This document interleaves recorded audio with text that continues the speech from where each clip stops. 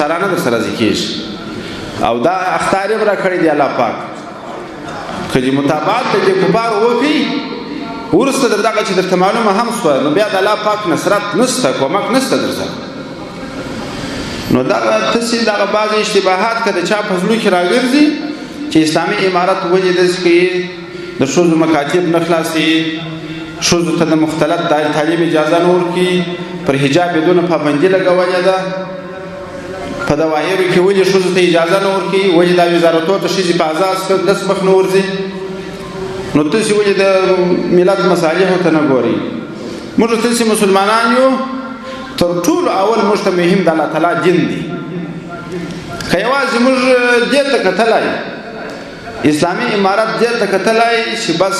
د خلکو آبادی او تمدن دا مقصد اصلي وای بیا خو ابتدای کې جنگ نور سره پکار اسامه بم پلازور کړي وای شذ بم آزادي کړي وای لکه دا وسته دي غشتنه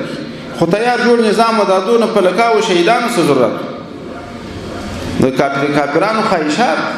د الله دین موږ ته اجازه نه راکړي چې سره یې من اوس حجاب شدیدا فریضه حکم د الله تعالی د کتاب دی یا ایها النبی قل لازواجک وبناتک ونساء المؤمنین یدنین علیهن من جلابیبهن دا فریضه حکم د الله د کتاب دی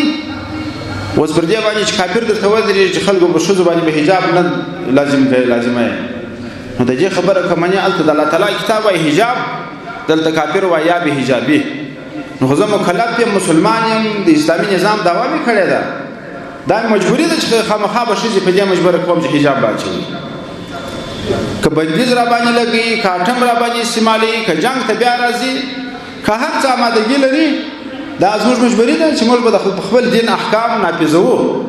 په دې کې نه د چا مراعات کوای سو نه د چا خبره منلای سو او نه په دې خپه کېږو چې موږ